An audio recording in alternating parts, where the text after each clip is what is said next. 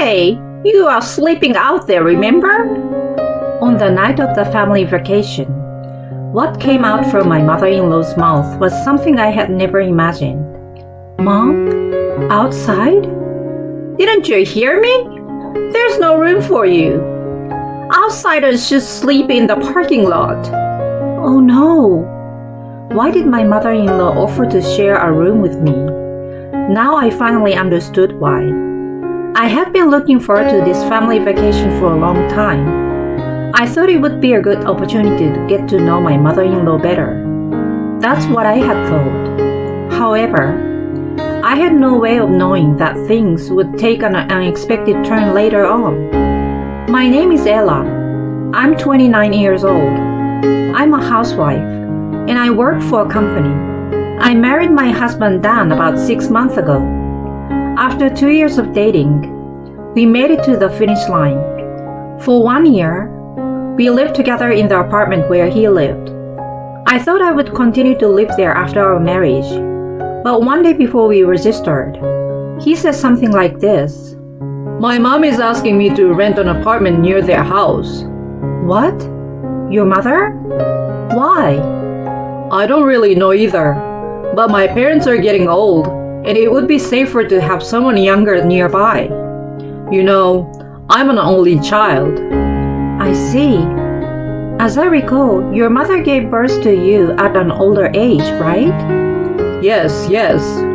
She had me when she was 38, so she's almost 70. These days, she has trouble walking to the supermarket. I see. According to Dan's story, my parents-in-law are worried about their future since they are both quite old. They don't seem to have any problems in their daily lives, but they must be feeling a little anxious. However, thankfully, they are not asking us to live with them. It would be harder for us to move in together, but it would be easier for us to live close by. I smiled and said to Dan, I understand. I'm worried about your mother and father, so let's move closer to them when we get married. Is that okay? You say it so easily. Because you're worried about your parents too, aren't you? But then, you might have a hard time. Well, they're my in-laws, but they're going to be my family now, and I want to make sure we have a good relationship. Thank you, Ella. You're being a great help. Dan looked somewhat relieved. He worried about his parents and about how it might cause me trouble. I guess he was also conflicted by the combination of these feelings. The moment I saw his relieved face, I also felt somewhat refreshed. I'm nervous about being so close to his parents, but it will lessen Dan's anxiety. Besides, I'm their daughter-in-law too, so I should do what I can to help. Thus, when we got married, we moved into an apartment, which was a 10 minutes walk from my in-laws' house. When I showed up at my parents-in-law's house after the move, my mother-in-law called out to me happily. Ella, thank you so much. Dan told me that you accepted the offer to live nearby so easily. Oh, it's nothing. I would like to help in any way I can. As I recall, your parents live far away, right? Yes, about 2.5 hours by train. Oh my god, that's a long way, but that's okay. From now on, you can think of me as your other mother and be spoiled a lot. Mother, yes, thank you. My in-laws have a very friendly nature and are never painful to talk to. I would have a good relationship with them. That's what I thought. But at that time, I was still unaware of what was about to happen. I was about to face an inevitable problem. It was one day, about a week after our marriage, that I realized this. My husband works on the weekends, so our days off do not overlap. But since we both cherish our mornings and evenings, we didn't miss each other much. It was Sunday, and my husband usually goes to work. It was a little after 9 a.m. I was having a leisurely breakfast when the intercom rang. I wondered who it was. I thought I should have received all my packages. Maybe something from my mother at home? Mother! I shouted out in surprise. Then my mother-in-law opened her mouth, looking somewhat unhappy. How long are you going to make me wait, Ella? It's been almost 30 seconds since I pressed the intercom. I'm sorry, I'm just having breakfast. Breakfast? What time do you think it is? You're such a senseless person. What? Don't just stand there. Get the slippers ready. And some tea. Yes, here you go. I did as I was told and prepared slippers for my mother-in-law. Before I could invite her in, my mother-in-law headed for the living room, sat down on the sofa, and began to look around the room. I don't know why she was in the bad mood, but I must have put her in a bad mood any longer. I hurriedly prepared a cup of tea and brought it to her. Here you go. I'm sorry I didn't have any tea cakes. She sighed and said in a disgusted tone, You can't even make tea properly. You're not a good wife, are you? I guess I will have to train you after all. Huh? Train me? All right. Now that I have given you my blessing to marry Dan, you are going to act exactly as a member of the great family from now on, okay? Nobody talks that way about accepting our marriage, right? And besides, don't you remember? You said, think of me as your other mother, right? At these words, my mother-in-law burst out laughing and looked at me as if I was an idiot. What are you talking about? You can't possibly have taken those words seriously. Of course it was because your father-in-law and Dan were there, weren't they? Then you mean you didn't really think that? Of course. What's the value of a plain, good-for-nothing wife like you? Dan brought you here, so I said yes for the time being. But I was supposed to be the one to find Dan's partner. But that doesn't mean you have to talk like that. Shut up. All you have to do is what I tell you to do. I finally understood what I had seen in my mother-in-law. I realized that everything I had seen of my mother-in-law was a fabrication of her character. In reality, she was a person with such a warped nature. Perhaps she became this way because she loved her son so much. But that does not mean that she should be hostile toward her son's wife. However, I don't think she would listen to me even if I talked back to her. Besides, I didn't want to upset family relations in a situation where we had just gotten married. It is not in my nature to disobey my elders. No matter how wrong my mother-in-law's way of thinking was, it was not so easy to talk back to my husband's mother. The fact that I didn't speak back here made the situation worse. My mother-in-law began to visit us regularly without prior notice and began to bully me under the guise of helping me. You are a really bad wife, aren't you? You can't even do your own housework. You're worthless. If you're such a failure, I shouldn't have let you get married. And so on. How many times have I shed tears at these heartless words? Of course, I thought about talking to my husband about it, but my mother-in-law made the first move. I'm visiting because I want to get to know Ella. She told that to my husband. Whenever my husband came home from work, he would smile and say to me, Did my mother come by today too? I'm really sorry, okay? She's the type of person who goes all out with people she wants to be friends with. No, you know, Dan. Well, you will have to cut her some slack. Mom is very happy to have a girl like you as a daughter-in-law. I see. The smile on my husband's face as he spoke happily was too bright for me to tell the truth. In such a state, I realized that half a year had passed since our marriage. My mother-in-law was still bullying me.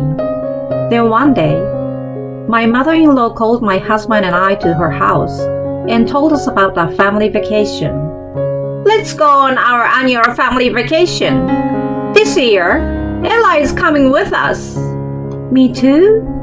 Of course, we are a family. She had already decided where to go and where to stay, it seems. The destination was a hotel with a spa, and the rooms were for 2 people only. I thought it would be just me and my husband, but then my mother-in-law made an outrageous comment. Oh, by the way, Ella, you'll be staying with me in a double room. Me and you? Yes, let's have a good talk, just the 2 of us women. But if that's fine with Dad and Dan too. At my mother-in-law's words, my father-in-law and husband looked a little strange. Then my husband opened his mouth in concern. I don't mind that, but are you okay with that, Ella? What? Aren't you a little nervous about sharing a room with Mother? Well, of course it would be awkward, and I would prefer to be in a different room if at all possible. But under the circumstances, I couldn't say that clearly. Instead of my shuddering, my mother-in-law spoke to my husband. What are you talking about, Dan? What do I always say? I go to your house to get to know Ella. Oh yes, of course. But it's a trip, and Ella should be able to enjoy it without any worries. Don't worry. There are some things you don't have to worry about when you're with your fellow women. Is that how it is? Well, if you insist, I don't mind. Mom, don't pester Ella too much, okay? I know. We'll get along fine, don't worry. Thus, without being able to express my opinion or anything else, the decision was made to share a room with my mother-in-law. My husband repeatedly asked me, Are you sure you want to do this? But I couldn't say no to him.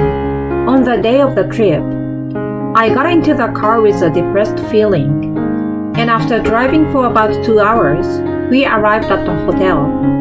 After 2 hours of driving, we arrived at the hotel and headed for the spa. I didn't want to go in with my mother-in-law, so I lied and said I had a stomach ache and shifted the timing of my entry. Afterwards, the 4 of us had dinner at a small restaurant inside the hotel. The hotel has a good reputation, so all the food was really good. The only problem was that I'd be in the same room with my mother-in-law. The spa was really nice, and the food was very good. Now all I have to do is sleep with my mother-in-law in the same room for the night. After dinner, I spent some more time in the spa. When I returned to my room, I decided to quickly go to bed, not to engage in conversation with my mother-in-law. Unfortunately, my mother-in-law was still awake. As I was getting ready to go to bed, I heard a voice behind me saying, Excuse me. I fearfully turned around and saw my mother-in-law smiling wryly at me. Mother, is there something wrong?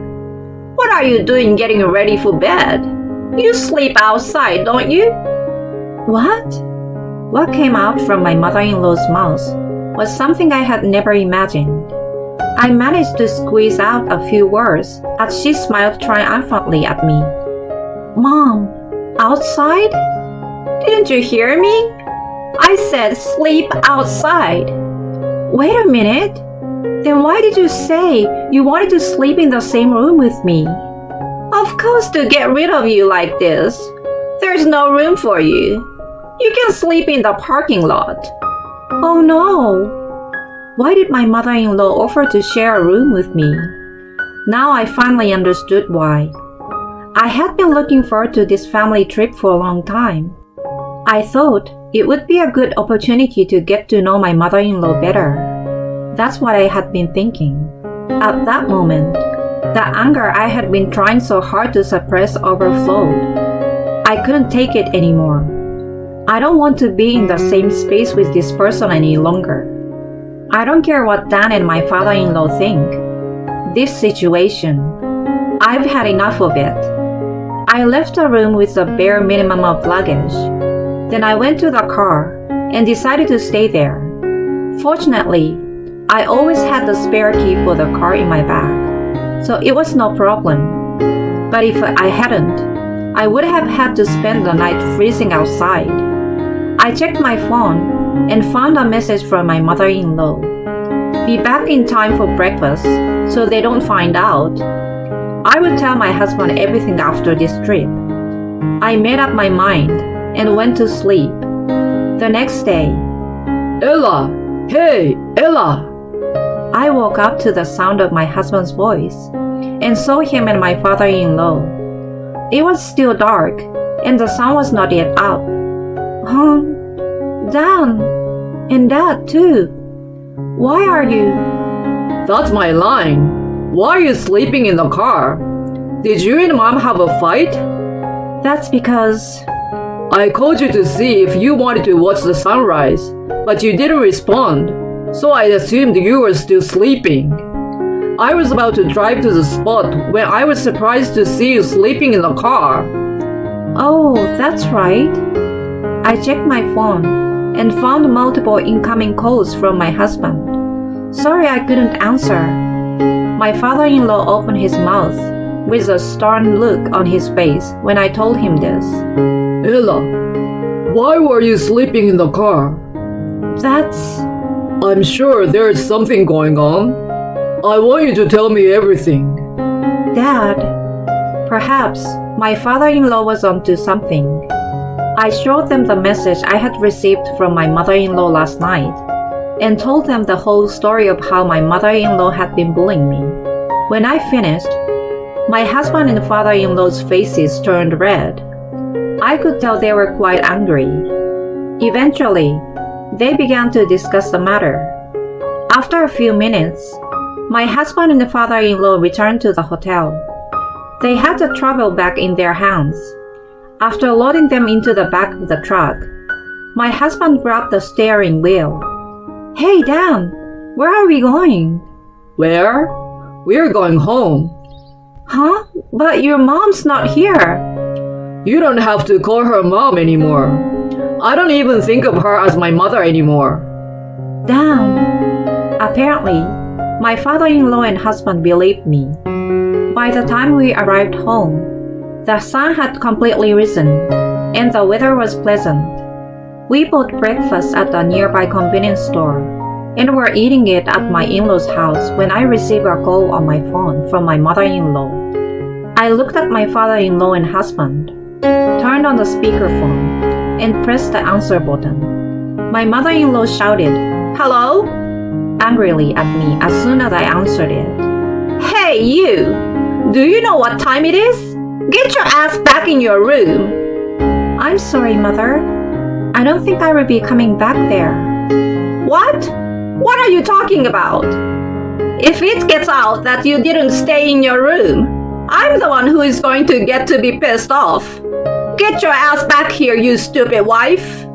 At that moment, my father-in-law slammed the desk with a bang and took my phone away from me. Then he shouted angrily into the phone. That's enough! You've been picking on Ella behind our backs. Didn't you have any shame? You're the one who is an idiot. What? Wilbur, why are you? I'm so sick and tired of you. I can't believe you've been pretending to be friendly with Ella and picking on her. I'm divorcing a lousy woman like you. Don't you ever come home again. Wait a minute. It's a misunderstanding. Ella and I had a fight last night. My husband snatched the phone from my father-in-law, his voice rising. A fight? Then why was Ella sleeping in the car? You forced her out. Dan, why even you two? I'm telling you, we've already gone home. You can pay the hotel bill there too, okay? And Dad says he won't let you in the house anymore, so you will have to go someplace else. No way! Wait, Dan! You had it coming. It's your fault for making Ella suffer. I will never think of a woman like you as my mother ever again. I don't want you in our lives ever again. My husband hung up the phone and blocked my mother-in-law. He then bowed deeply to me. Ella, I'm sorry I didn't recognize it before. I'm so sorry for all the pain I've caused you. Yeah, me too. I just couldn't tell you the truth when I thought about how you are your mother's beloved son. I will protect you from now on. So if you have any problems, you must talk to me right away. Okay, thank you. After that, my mother-in-law had a rough time. Since she didn't have a credit card, she couldn't pay for the hotel, so she kept calling her husband's phone. But he didn't respond and completely ignored her. My mother-in-law had no choice but to contact her own brother and asked him to replace the money. When he heard about all this from my father-in-law, he was so furious that he forced her to sign the divorce papers that my father-in-law had prepared and took her in. She now lives in her brother and sister-in-law's house and works part-time to make ends meet, and is apparently being treated like a slave. Her brother and sister-in-law also bully her, and her life seems to be really hard. However, she has nowhere else to go. She will probably have to spend the rest of her life as a housekeeper at her brother and sister-in-law's house. I, on the other hand, took this opportunity to move in with my husband to my father-in-law's house. We have decided to remodel my parents-in-law's house. All the expenses are my father-in-law's, and they are even going to add a room for our future child. I can't thank my father-in-law and husband enough for believing my story and going to such great lengths. I want to contribute as much as I can as a daughter-in-law for them who saved me.